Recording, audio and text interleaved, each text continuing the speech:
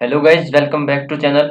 तो जैसा कि आपने थंबनेल में देख लिया होगा, हमने हमारी 2000 क्वेश्चन की सीरीज स्टार्ट कर रखी है और उसमें हमने हमारी एक क्लास देख ली थी, एक क्लास कर ली थी जिसमें हमने 20 इंपॉर्टेंट क्वेश्चन डिस्कस किए थे। ठीक है, तो आज की क्लास में हम हमारे अगले क्वेश्चन करेंगे जो 2000 क्वेश्चन सीरीज में हमारे अगले क्वेश्चन हैं।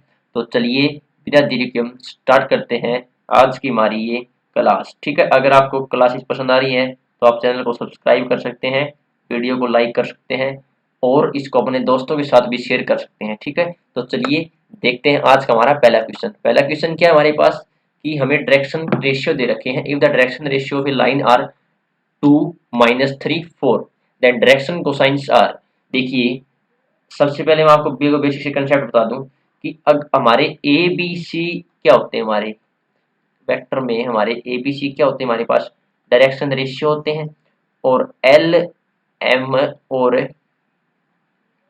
एन हमारे क्या होते हैं, डायरेक्शन कोसाइन्स होते हैं। ठीक है, इनमें रिलेशन क्या होता है कि एल की वैल्यू हमारे पास क्या होती है, A by root A square plus B square plus C square, और एम की वैल्यू क्या होती है हमारे पास, B by root A square plus B square plus C square. इसी तरह हमारी एन की वैल्यू क्या होती है हमारे पास, C by root A square plus B square plus C square. अभी हमें ए बी सी की वैल्यू दे रखी है, ए की 2, बी की ये और -3 और 4। अब यहाँ पर वैल्यू पुट करनी है और हमारा आंसर आ जाएगा। ठीक है, यहाँ पर 2 पुट कर दिया, अब इनका स्क्वायर करेंगे तो यानी 4 + 9 + 16 यानी 2√29, और वो क्या आ जाएगा इसी तरह -3√29, और वो इस तरह क्या आ जाएगा 4/√29, यानी option number C is the right answer. ठीक है, आई होप आपको ये क्वेश्चन क्लियर होगा। अगला क्वेश्चन देखते हैं हमारे पास क्या है कि हमें जनरल सॉल्यूशन निकालना है। हमें एक डिफरेंशियल इक्वेशन दे रखी है dy/dx = y cos x। ठीक है, देखिए हमें अगर डिफरेंशियल इक्वेशन निकालनी होती तो हम क्या करते, डेरिवेटिव करते, क्या करते हैं, डिफरेंशिएशन करते या डेरिवेटिव करते। लेकिन अब हमें सॉल्यूशन निकालना है तो सॉल्यूशन निकालने के लिए हम किसका यूज करते हैं, इंटीग्रेशन का यूज करते हैं। ठीक है, अब इंटीग्रेशन कैसे होगा कि जो y वाले हैं उनको एक साइड ले लेंगे dy/y, और जो हमारा cos वाले हैं को यानी जो x वाले हैं उनको एक साइड ले लेंगे। क्यों, और इस मेथड को हम बोलते क्या है, सॉल्यूशन निकालने में, डिफरेंशियल इक्वेशन में सॉल्यूशन निकालने में इस मेथड को हम क्या बोलते हैं, वेरिएबल सेपरेबल, यानी सेपरेट कर लेंगे जो x वाले एक साइड और y वाले एक साइड। ठीक है, सेपरेबल, वेरिएबल सेपरेबल मेथड, और सबसे अच्छा मेथड होता है, सबसे शॉर्ट मेथड होता है सवाल सोल्व करने का। ठीक है, और इसी लेवल का क्वेश्चन आपके एग्जाम में आता है। ठीक है, अब क्या कर देंगे, 1/x का इंटीग्रेशन हमारे पास क्या होता है, log x होता है, तो 1/y का हमारे पास क्या आएगा, log y आएगा, और cos x का हमारे पास क्या आएगा, sin x आएगा। आप दोनों तरफ अगर हम इंटीग्रेशन करेंगे तो ठीक है, प्लस में क्या आएगा, इनडेफिनेट इंटीग्रेशन है तो क्या आएगा, प्लस में c आएगा। यानी option number B is the right answer of this question. ठीक है, क्या है, option number B is the right answer. ठीक है, अगला क्वेश्चन देखते हैं हमारे पास क्या है। अगला क्वेश्चन हमें वैल्यू फाइंड आउट करनी है cos 75 डिग्री की। यहाँ से एक क्वेश्चन आपके एग्जाम में बिल्कुल पक्का आता है, चाहे cos 75 की पूछ ले, sin की पूछ ले, tan की पूछ ले, 18 की पूछ जा सकती है, 22.5 की पूछ जा सकती है। ठीक है, यानी आपको ये सभी वैल्यू पता होनी चाहिए। ठीक है, इसके ऊपर आपको वीडियो चाहिए तो मैं 3-4 मिनट की एक वीडियो बना दूंगा, उसमें हम सभी डिस्कस कर लेंगे, और कुछ तरीके हैं मेरे पास आसानी से याद करने के, वो भी मैं आपको बता दूंगा। अगर आपको वो वीडियो चाहिए तो आप कमेंट बॉक्स में जरूर बताएं। ठीक है, और अगर हमें निकालना हो तो इसको बेसिक तरीके से कैसे निकालेंगे, जैसे हमें पता है cos 75 को हम क्या लिख सकते हैं, 45 + 30 लिख सकते हैं। ठीक है, मुझे पूरी उम्मीद आपको ये फॉर्मूले पता होंगे अगर आप तैयारी कर रहे हैं। क्या होता है cos b, cos a + b का फार्मूला माइनस साइन ए यानी साइन 45 प्लस साइन 30, ये होता है। ठीक है, अब cos 45 के लिए हमारे पास क्या होती है 1/√2, इसकी हमारे पास क्या होती है √3/2, माइनस इसकी हमारे पास क्या होती है 1/√2, और इसकी हमारे पास क्या होती है 1/2। इसको सोल्व करेंगे तो हमारे पास क्या गया √3 - 2√2, यानी option number A is the right answer. ठीक है, अगला क्वेश्चन देखते हैं हमारे पास क्या है। अगला क्वेश्चन है कि the find the interval in which the function f x² - 4x is strictly increasing, यानी फंक्शन ये क्या हो, स्ट्रिक्टली इंक्रीजिंग हो। ठीक है, हमें पता है अगर फंक्शन स्ट्रिक्टली इंक्रीजिंग हो तो f' क्या होगा, ग्रेटर देन 0 होगा। ठीक है, सबसे पहले हम f' निकालते हैं। f' हमारा क्या होगा 2x - 4 होगा, और ये क्या होना चाहिए हमारा 2x - 4 ग्रेटर देन 0 होना चाहिए। तो 2x ग्रेटर देन क्या हो गया 4, x ग्रेटर देन क्या आ गया हमारे पास 2। यानी हमें वो ऑप्शन लेना है जिसमें x क्या हो ग्रेटर देन 2 हो। देखिए यहाँ पर तो ग्रेटर देन तो है लेकिन इक्वल भी है, तो ये ब्रैकेट किसके लिए आती है, अगर कोई चीज इक्वल भी हो और ग्रेटर देन भी हो तो ये ब्रैकेट इस साइड ये ब्रैकेट तो आएगी नहीं, यानी ये भी नहीं हो सकता। अब देखिए यहाँ पर हमें 2 से बड़ा लेना है, यहाँ पर तो 0 आ गया तो ये भी नहीं हो सकता। हमें क्या लेना है 2 से बड़ा लेना है, ये तो 2 से छोटे आ गए सारे इस साइड की तरफ चलेंगे, 2 से छोटे आ गए तो ये भी नहीं लेना है, तो ऑप्शन नंबर बी हो गया। यानी x ग्रेटर देन 2 यानी 2 से लेकर 2 को नहीं लेना, यानी 2 से लेकर इनफाइनाइट के बीच में कोई भी वैल्यू रख लो आप इसके अंदर, वो क्या होगा स्ट्रिक्टली इंक्रीजिंग होगा ये फंक्शन। ठीक है, अगला क्वेश्चन देखते हैं हमारे पास। मुझे पूरी उम्मीद आपको ये क्वेश्चन समझ में आया होगा, अगर नहीं आए तो आप कमेंट बॉक्स में बता सकते हैं। अगला देखिए, अगला क्या है हमारे पास 10x का डेरिवेटिव 10 रूट x का डेरिवेटिव बताना होता है। क्वेश्चन बिल्कुल इजी आते हैं लेकिन हमें जल्दी जल्दी में गलत नहीं करने होते। जितना क्वेश्चन को स्पीड में सोल्व करना जरूरी है उतना हमें एक्यूरेसी भी लेनी है। ठीक है, उतनी हमारे उसमें एक्यूरेसी भी होनी चाहिए। ठीक है, अब देखिए 10 रूट हमें पता है 10x का क्या होता है हमारे पास सीकेंड स्क्वायर x होता है 10x का डेरिवेटिव। अब यहाँ पर रूट x तो क्या कोई दिक्कत नहीं, यानी सीकेंड स्क्वायर रूट x हो जाएगा। पहले क्या होता था कि सीकेंड स्क्वायर x होता है और अभी x का डेरिवेटिव क्या हो गया 1, यानी यही बन गया। अब क्या होगा इस रूट x का डेरिवेटिव अलग से होगा, रूट x का आपको याद होना चाहिए कितना होता है 1/2 रूट x होता है, यानी अब secant square root x by 2 root x, यानी ऑप्शन नंबर सी। अब देखिए रूट x का कैसे आया, रूट x कैसे है डेरिवेटिव, रूट x हमारे पास क्या होता है x की पावर 1/2 होता है। क्या होता है डेरिवेटिव में 1/2 आगे आ जाता है तो, और इसमें से एक घट जाता है तो क्या आ जाएगा माइनस का 1/2, और इसको नीचे लाएंगे तो क्या बन जाएगा 1/√2 x बन जाएगा। ठीक है, ये यहाँ से आया। ठीक है, क्लियर है, बिल्कुल इजी क्वेश्चन था। अगला देखिए हमारे पास क्या है, अगला क्वेश्चन क्या है find the radius find out करनी है। बिल्कुल इजी क्वेश्चन है, बिल्कुल आपको थोड़ा सा बेसिक भी पता है अगर सर्कल का तो भी कर सकते हैं। क्या पता है हमें सर्कल की इक्वेशन क्या होती है हमारे पास x माइनस एच का स्क्वायर प्लस वाई माइनस के का स्क्वायर यानी आर स्क्वायर होता है। ठीक है, और x माइनस एच की वैल्यू कितनी रखी हमें 2 का स्क्वायर प्लस वाई माइनस 2 का square is equal to R square. अब देखिए अगर ये पॉइंट ये सर्कल इन पॉइंट से पास हो रहा है तो इनको सेटिस्फाई करेगा, यानी एक्स वाई जगह ये धर सकते हैं, तो एक्स की जगह 4 धरा तो 4 माइनस 2 यानी 2 और फिर स्क्वायर यानी 4 प्लस 5 धरा 5 माइनस 2 3 यानी 3 का square 9 is equal to R square is equal to 13 और R is equal to root 13, यानी root 13 is the right answer. Option number A is the right answer. बिल्कुल इजी क्वेश्चन था, बिल्कुल basic question था। ठीक है, जल्दी जल्दी प्रैक्टिस भी आप क्लोज कर इसको कीजिए। ठीक है, अगला देखिए कल भी बताया था एक आपको क्वेश्चन आया था कि आइटा की पावर 2n प्लस आइटा की power 2n plus 1 plus iota की पावर 2n प्लस 3 वाला ऐसे चलता गया था 5 पावर 5 तक। ठीक है, अब और मैंने क्या बताया था इसमें आपको n की वैल्यू क्या पुट करनी 1। ठीक है, अब यहाँ पर भी क्या कुछ भी कर सकते हैं पुट करें, आपकी मर्जी है वो वैल्यू पुट करें। ओमेगा की जगह 1 पुट किया तो क्या बन गया 4 बन गया। अब इसको क्या लिख सकते हैं ओमेगा 3 डॉट ओमेगा लिख सकते हैं, बेस सेम तो पावर जुड़ जाती तो सेम यही बनेगा। ओमेगा 3 की वैल्यू क्या होती 1 होती है और ओमेगा यानी अंश क्या हो जाएगा इसका ओमेगा आ जाएगा। ठीक है, अब ऐसे कर सकते हैं यानी ओमेगा की मल्टीपल में अगर 3 का कोई मल्टीपल हो तो उसकी वैल्यू हमेशा 1 होती है, क्योंकि ओमेगा 3 की वैल्यू हमारे पास क्या होती है हमेशा 1 होती है। ठीक है, क्लियर है, तो इसका आंसर क्या जाएगा ओमेगा आ जाएगा। ठीक है, अगला क्वेश्चन देखते हैं क्या है। अगला क्वेश्चन है देखिए बिल्कुल बेसिक क्वेश्चन ट्रिग्नोमेट्री का, कि अगर आपको ये प्रॉपर्टी पता होनी चाहिए और कैसी आती है प्रॉपर्टी कभी डिटेल में डिस्कस भी करेंगे। अगर हम पूरा ट्रिग्नोमेट्री चैप्टर करेंगे हमारे इस चैनल पर तो पूरा डिटेल में मैं आपको बताऊंगा ये कैसी आई और क्यों आई। ठीक है, अब देखिए अगर सीकेंट एक्स माइनस 10x अगर 4/3 के बराबर है तो सीकेंट एक्स प्लस 10x हमेशा इसका उल्टा होगा, यानी 3/4 के इक्वल होगा। ठीक है, अब ये दो इक्वेशन बन गई, इनको सोल्व कर देंगे, ये कैंसिल हो जाएगा, ऐड कर देंगे तो 2 secant X is equal to 4/3 plus 3/4 यानी 16 प्लस 9/12 यानी 15/12 आ जाएगा। अब सीकेंट एक्स की वैल्यू हमारे पास क्या आ गई 15 बाई, अब ये 2 इस साइड चला जाएगा तो 24। अब यहाँ से कोस एक्स की वैल्यू हमारे पास क्या आ गई 20, यानी इसका उल्टा होता है 24/25, तो साइन एक्स की हमारे पास क्या आ जाएगी साइन एक्स की वैल्यू क्या होती है हमारे पास √1 माइनस कोस स्क्वायर एक्स होती है। ठीक है, अब यहाँ पर वैल्यू पुट करेंगे 1 माइनस 24 का स्क्वायर 576 बाई इसका स्क्वायर हमारे पास है 1 माइनस है यहाँ पर। ठीक है, इसका स्क्वायर हमारे पास क्या होता है 625। अब ये क्या आ गया root 625 minus 576 by by root 625। अब इसमें से गया कितना बच गया √49 बाय रूट 625।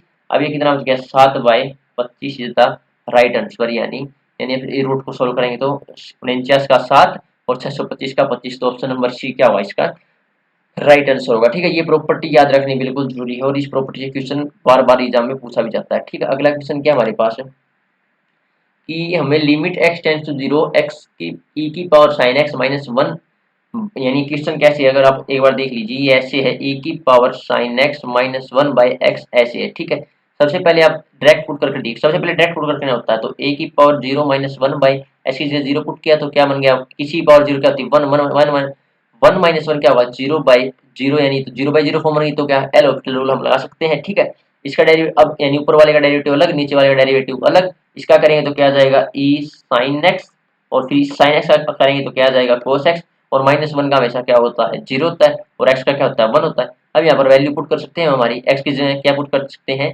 x की जगह क्या पुट कर सकते हैं हमारी यहाँ 0 पुट कर सकते हैं बिल्कुल इजी से। तो अब पुट करना a sin 0 मल्टीप्लाई कोस 0 ऐसे कर सकते हैं बिल्कुल आसानी से। ई की पावर साइन 0 वैल्यू क्या होती है 0 मल्टीप्लाई कोस 0 वैल्यू कितनी होगी ये, तो किसी की पावर 1 क्या होती है, किसी की पावर 0 क्या होती है 1, और कोस 0 की वैल्यू हमारे पास क्या होती है 1 होती है। ठीक है, तो ये आंसर क्या जाएगा इसका 1 आंसर आ जाएगा। ठीक है, बिल्कुल इजी था। ई साइन एक्स, ई साइन एक्स का डेरिवेटिव क्या होगा हमारे पास ई साइन एक्स ऐसे कैसा, फिर साइन एक्स का हमारे पास क्या होगा डेरिवेटिव कोस एक्स बाय में 1, अब 0 पुट कर देंगे, एक ई की पावर 0 मल्टीप्लाई कोस 0 की वैल्यू क्या होती है 1, तो एक 1 इंटू 1, यानी option number A is the right answer of this question. ठीक है, अगला क्वेश्चन देखते हैं हमारे पास क्या होगा कि which of the following is an empty set if x belongs to R। empty set बताना है। देखिए सबसे पहले देखिए इसको empty, ये तो empty हो नहीं सकता क्योंकि इसको अगर हम सोल्व करें तो x की कोई ना कोई वैल्यू होगी, चाहे वो इमेजिनरी हो लेकिन कोई ना कोई वैल्यू तो होगी, और इसमें तो इमेजिनरी आई भी नहींगी। ठीक है, इसमें इमेजिनरी तो आएगी ही नहीं। ठीक है, और अब देखिए एक्स क्यूब, देखिए अगर एक्स क्यूब 1 है तो एक्स की वैल्यू भी हमारे पास क्या आ गई 1 आ गई, क्योंकि इसका 1 by X cube equal to 1 है तो एक्स की वैल्यू कितनी होगी 1/1/3 का क्यूब, मतलब क्यूब रूट आ जाएगा, तो इसकी वैल्यू कितनी होगी 1, यानी एम्प्टी तो नहीं है, कुछ ना कुछ तो है, तो ये भी था। अब यहाँ पर देखिए क्या कभी भी किसी भी डिजिट का स्क्वायर या किसी भी चीज का स्क्वायर क्या उसका माइनस हो सकता है, कभी भी नहीं हो सकता, कभी पॉसिबल नहीं है, तो इस सेट में कोई एलिमेंट नहीं होगा, यानी option number C is the right answer. ठीक है, अगला क्वेश्चन देखते हैं हमारे पास क्या है कि find the integration, find out करना हमें ई साइन एक्स कोस एक्स का इंटीग्रेशन फाइंड आउट करना 0 से पाई बाई 2 लेकर। वैसे तो हम इसको मल्टी यू इंटू इंटीग्रेशन होता है यू इंटू उस तरीके से कर सकते हैं, लेकिन एक बिल्कुल बाय सब्स्टिट्यूशन मेथड बिल्कुल आसानी से कर सकते हैं इसको, क्या कि हम साइन एक्स की जगह क्या पुट कर दें टी पुट कर दें, तो इसका डेरिवेटिव करें तो क्या आ जाएगा cos x। अगर आपको सब्स्टिट्यूशन मेथड आता है तो आपको ये जो सब्स्टिट्यूशन मेथड है ये आता होगा, ये ऐसे करना होता है भाई, किसी भी अगर आपका ये बने बने ऐसे डेरिवेटिव करने पर तो हम बना सकते हैं। ठीक है, तो क्या होगा cos x dx dt होगा, तो ये हमारे पास क्वेश्चन क्या है e sin x cos x, और यहाँ पर क्या होगा dx डेरिवेटिव के लिए dx इंटीग्रेशन dx तो आएगा ही, dx तो आएगा ही, इसकी वैल्यू हमारे पास कितनी आ गई e की साइन की जगह क्या पुट किया हमने t, और इसकी हमारे पास क्या आ गई dt। अब क्या इसका डेरिवेटिव करना है बिल्कुल आसानी से, e की पावर t का क्या होगा e की पावर t होगा, और t का क्या होगा हमारे पास जिसके रिस्पेक्ट में इसका क्या करना है, ये तो इंटीग्रेशन हो गया, तो इसका डेरिवेटिव क्या होगा बाय में 1 होगा, क्या होगा 1 होगा। ठीक है, क्या करना होता है अगर आपके पास x की पावर 2 है तो इसका अगर हमें क्या करना है इंटीग्रेशन करना है तो क्या करते हैं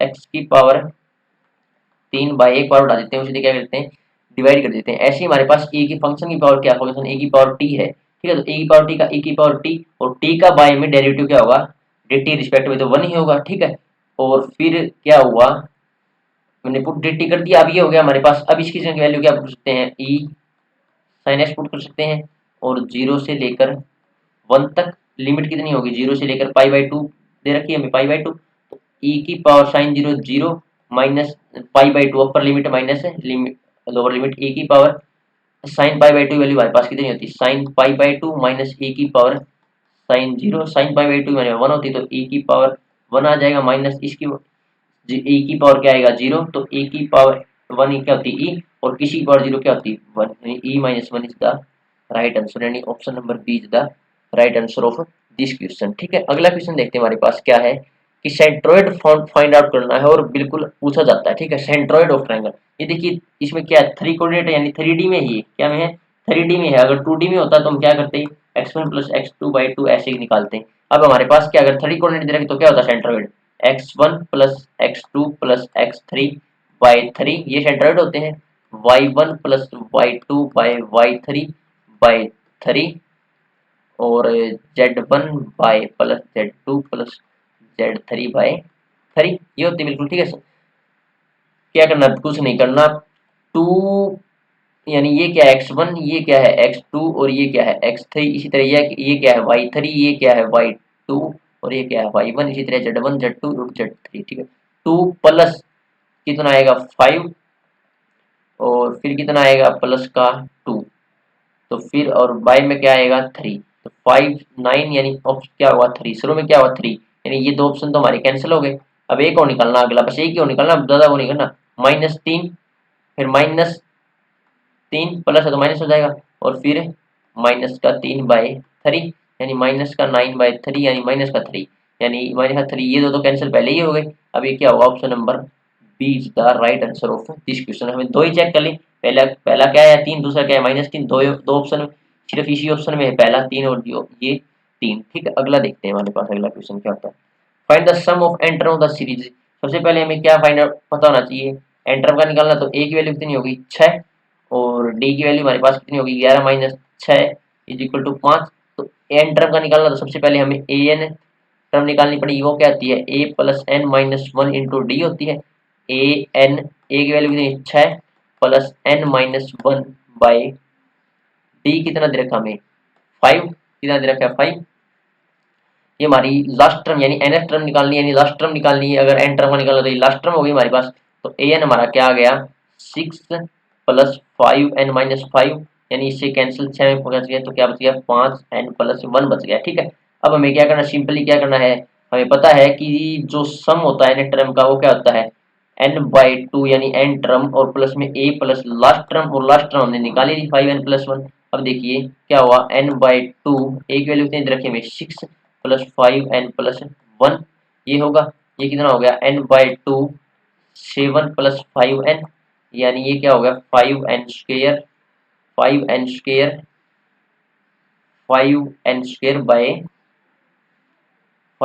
बाय 7n बाय, ये क्या होगा यहाँ पर ऐसे ही होगा क्वेश्चन, ठीक है। बिल्कुल इजी क्वेश्चन था, तो आंसर क्या होगा इसका 5n² plus 7n/2 is the right answer, and option number C इसका क्या होगा राइट आंसर होगा, ठीक है। आई होप आपको ये क्लियर होगा, ठीक है। अगला क्वेश्चन देखते हैं हमारे पास क्या है।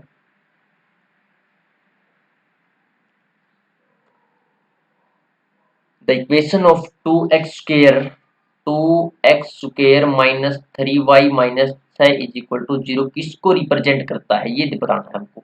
देखिए सबसे पहले मैंने सर्कल के लिए तो आपको पहली वाली क्लास में बताया था, सर्कल तो ये हो नहीं सकता, क्यों, क्योंकि सर्कल के लिए x² और y² का कोएफिशिएंट 1, ये हमारे पास क्या है यहाँ पर y² होगा शायद, y² होगा शायद नहीं, y² होगा, ठीक है। x² और y² का कोएफिशिएंट हमेशा क्या होना चाहिए 1 होना चाहिए, और सेम भी होना चाहिए और 1 भी होना चाहिए। अब ये तो हो नहीं सकता कि सेम भी नहीं है और 1 भी नहीं है, ठीक है। तो ये ऑप्शन नंबर ए तो कट गया। अब इसको सोल्व करेंगे हम, 2x² माइनस किस, अब देखिए हमें पता है किसी में तीनों में से कोनिक में से कोई होगा, ठीक है। तो कोनिक के लिए हमारी वो खासियत क्या है कि हमें जो चीज दी हुई है इक्वल में उससे क्या करना होता है, पूरे क्वेश्चन को डिवाइड करना होता है, मन बनाना होता है इक्वल में 6 बाई, इससे भी इसको भी 6 से, इससे भी 6 इसको भी 6 से, तो x²/3 minus y²/2 is equal to 1। अब ये इक्वेशन बता दीजिए मुझको बिना देखे किसकी होती है। देखिए x² plus a² plus y² plus b² is equal to 1 तो इलिप्स की होती है, लेकिन यहाँ तो माइनस है और माइनस वाली किसकी होती है हाइपर बोला की होती है, माइनस वाली किसकी होती है हाइपर बोला की होती है, यानी option number B is the right answer, ठीक है। अगला क्वेश्चन क्या हमारे पास, अगला क्वेश्चन देखते हैं कि what is the sum of square of the root of the equation. हमें एक क्वाड्रेटिक इक्वेशन दे रखी है x² plus 2x minus 143 is equal to 0। तो इसका सम ऑफ स्क्वेयर्स निकालना है, सम ऑफ स्क्वेयर्स निकालना है, यानी जो रूट है उनके स्क्वेयर्स का। तो रूट हमने क्या मान लिए अल्फा बीटा मान लिए, तो हमें क्या निकालना है alpha square plus beta square निकालना है, ठीक है। डायरेक्ट फॉर्मूला तो इसका नहीं होता, लेकिन फॉर्मूले इसके याद भी कर रखे होंगे अगर आपने ये चैप्टर अच्छे से कर रखा है तो। क्या होते हैं फॉर्मूले, हमें ये तो नहीं पता, लेकिन हमें ये तो पता है कि अल्फा प्लस बीटा का स्क्वायर को हम क्या लिख सकते हैं, और लिखते हैं हम alpha square plus beta square minus plus 2 alpha beta लिख सकते हैं, ठीक है। और हमें निकालनी ये वैल्यू है, तो इसको इस साइड रख लेंगे, उसको उस साइड ले जाएंगे, तो अल्फा स्क्वायर बीटा स्क्वायर कितना हो जाएगा हमारे पास, अल्फा प्लस बीटा का स्क्वायर और माइनस 2 अल्फा बीटा, ये हो जाएगा। अब देखिए इन दोनों वैल्यू हमारे पास क्या होती है कि किसी भी क्वाड्रेटिक इक्वेशन में जो अल्फा प्लस बीटा की वैल्यू क्या होती है, होती है माइनस बी बाई ए, यानी माइनस 2 बाई ए की वैल्यू कितनी है 1। अगर ये होता है, ये बी होता है, और ये क्या होता है पूरा सी होता है, ठीक है। और अल्फा बीटा क्या होती है सी बाई ए, यानी माइनस 143/1, ठीक है। अभी वैल्यू पुट कर देंगे, बिल्कुल इजी है, यानी माइनस 2 का स्क्वायर माइनस यानी फिर प्लस का 143, ये माइनस का तो प्लस हो जाएगा, और 2 यानी 4 प्लस 286 यानी 290 is the right answer of this question, ठीक है। बिल्कुल इसी कंसेप्ट का क्वेश्चन एग्जाम में पूछा जाता है, इसी लेवल का, ठीक है। अगला देखते हैं हमारे पास अगला क्वेश्चन क्या है। अगर हमें 28C2R इक्वल दे रखा है 28C2R माइनस 4 के, तो हमें R की वैल्यू फाइंड आउट करनी, ठीक है। देखिए अगर ऐसे दे रखा हो आपको NCA इक्वल टू NCB, तो उसकी कब होगा, ये कंडीशन कब हो सकती है, जब या तो A बराबर B हो, ठीक है, या क्या हो कि जो n है ना वो किसके बराबर होगा, a प्लस बी के होगा, a प्लस बी के बराबर होगा n। ये प्रॉपर्टी याद थी, ये प्रॉपर्टी याद होती है किसी आसानी से सोल्व कर सकते हैं हम, ठीक है, ये प्रॉपर्टी होती है इसकी, ठीक है। और अगर हम इसको सोल्व करके करने की कोशिश करेंगे, अगर प्रॉपर्टी याद नहीं तो बहुत ज्यादा समय लग जाएगा, और ये प्रॉपर्टी ही आगे जाए क्या बनती है, हमारी ट्रिक बनती है, ठीक है। अब देखिए एन सी ए, और ऑप्शन से भी लिख सकते हैं ये, ठीक है, एन सी ए यानी n कितना है 28 बराबर किसके होगा, a प्लस बी के, यानी 2R plus 2R minus 4, minus 4 इस साइड आएगा तो कितना बन जाएगा 24, ये हमारे पास क्या हो गया 24 बन गया।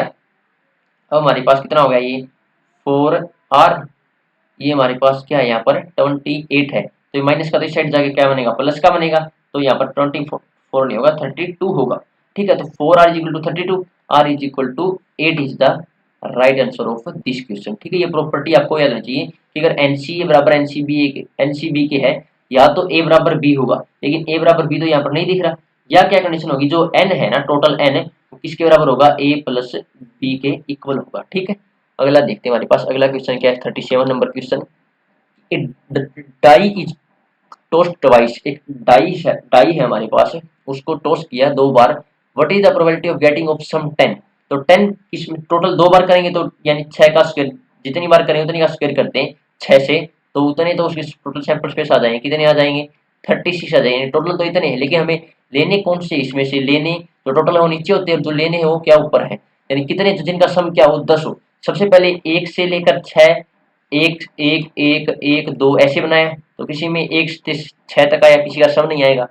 2 से लेकर 2 1 2 ऐसे 2 6 तक बनाया तो 8 ही रह गया मैक्सिमम, फिर 3 6 से बनाया तो 9 ही रह गया। अब देखिए 4 6 और 5 5 और 6 4 का ही होगा, यानी 3/36 क्या हुआ इसका आंसर, यानी 3/36 अगर इसको सोल्व करेंगे तो 1/12 इसका क्या हुआ राइट आंसर होगा, ठीक है। 1/12 क्या हुआ इसका राइट आंसर होगा। और देख लीजिए किसमें सम गेटिंग सम 10, 3 6 तक आ गया, 4 6 हो गया, 6 4 हो गया, 5 5 हो गया, बस यही होता है 7, ये तो होता ही नहीं आगे, ठीक है। तो क्लियर है 1/12 इज द इसका राइट आंसर होगा, ठीक है। अगला देखते हैं हमारे पास अगला क्वेश्चन क्या है कि द वैल्यू ऑफ, बिल्कुल इंपॉर्टेंट क्वेश्चन है भाई, बार बार एग्जाम में पूछा जाता है, और एनडीए में तो 2 3 बार आ चुका है सेम पैटर्न का क्वेश्चन, और एयरफोर्स में भी एक बार आ चुका है, ठीक है। देखिए सबसे पहले बेस क्या है, देखिए बिल्कुल आसान है, बेस क्या है सेम है, तो बेस सेम है तो पावर क्या होती है ऐड हो जाती है, तो 1/2 प्लस 1/4 और प्लस 1/8 1/16 ऐसे लेकर इंफिनिटी तक जुड़ते रहेंगे।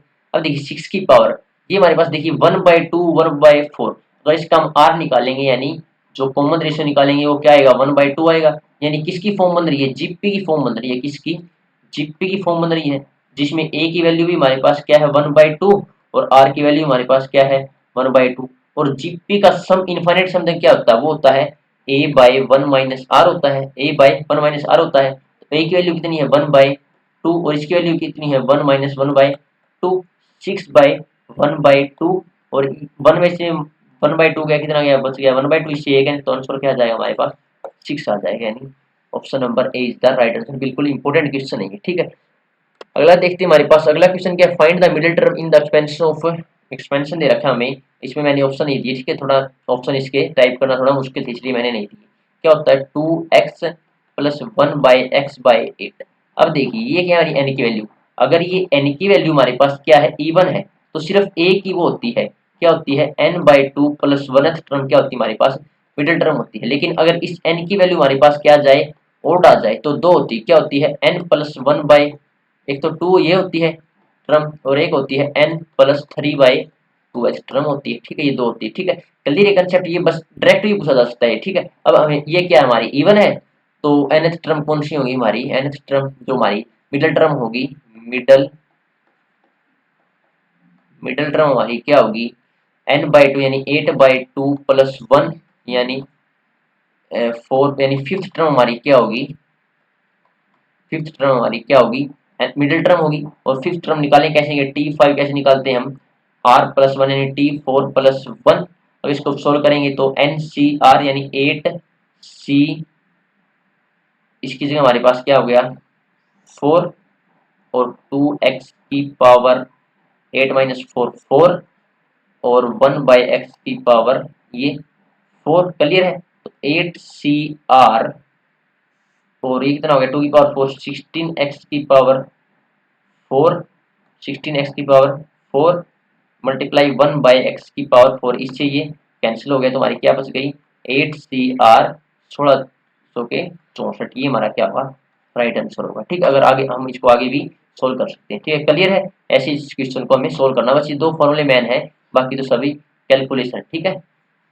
अगला देखते हैं हमारे पास आज का हमारा आखिरी क्वेश्चन क्या है, और मैं जल्दी जल्दी से लेकर आ रहा हूँ ताकि आपका कम समय में या 30 से 35 मिनट की मुश्किल से वीडियो बने और आपका अच्छे से रिवीजन हो जाए। और ज्यादा करें तो आपको इसको 1.5x की स्पीड पर देखना है, यानी 1.5 गुना की स्पीड पर आपको इसको देखना, ठीक है। The acute angle between two lines, देखिए अगर टू लाइन्स के बीच में एक्यूट एंगल निकालना तो हमारे पास एक फॉर्मूला होता है, पता भी होगा, tan theta is equal to m1 minus m2 1 plus m1 m2 ये होता है, और इसका क्या होता है मॉडुलस होता है। सबसे पहले m1 क्या होता है हमारे पास m1, उसकी अगर स्लोप निकालेंगे तो हमारे पास क्या होगा माइनस x का कोफिशिएंट यानी 1 बाय y का कोफिशिएंट 1, तो इसकी क्या होगी -1। m2 निकालेंगे यानी माइनस x का कोफिशिएंट यानी -2 बाय 1, कितना आएगी -2। वैल्यू पुट करेंगे मॉडुलस -1, ये माइनस तो ये टोटल क्या हो जाएगा प्लस का 2 बाय 1 प्लस माइनस, तो -2 मल्टीप्लाई -1 यानी 2, ये कितना हो गया हमारे पास 1/3। तो tan थीटा की वैल्यू हमारे पास क्या होगी 1/3, हमें निकालना थीटा, तो tan इनवर्स 1/3 इसका क्या होगा राइट आंसर होगा, ठीक है। तो आज के ये थे हमारे क्वेश्चन, और बिल्कुल इसी लेवल के क्वेश्चन आपके एग्जाम में पूछे जाते हैं। अगर और हार्ड भी कराने तो आप मुझे कमेंट सेक्शन में बता दें, सर ये क्वेश्चन करा दो, मैं आपको करा दूंगा बिल्कुल आसानी से, कोई दिक्कत नहीं है इसमें, ठीक है। और ये कोर्स हमारा कई दिनों तक चलेगा, इसको रेगुलर देखते रहिए, ठीक है। तो थैंक्स फॉर वाचिंग। अगर आपको वीडियो अच्छी लगी तो अपना जो फीडबैक है वो कमेंट सेक्शन में देना न भूलें, अगर आपको वीडियो अच्छी लगी है तो, ठीक है। और चैनल को अगर आपको कुछ भी ऐसा लग रहा है कि आपके बेनिफिट के लिए कुछ हो रहा है तो आप इसको वीडियो को लाइक कीजिए, शेयर कीजिए एंड चैनल को सब्सक्राइब कीजिए अगर आपको लग रहा है तो आपके लिए मेहनत हो रही है, ठीक है। तो आज की वीडियो में इतना ही, चलिए मिलते हैं हमारी नेक्स्ट वीडियो में। जय हिंद।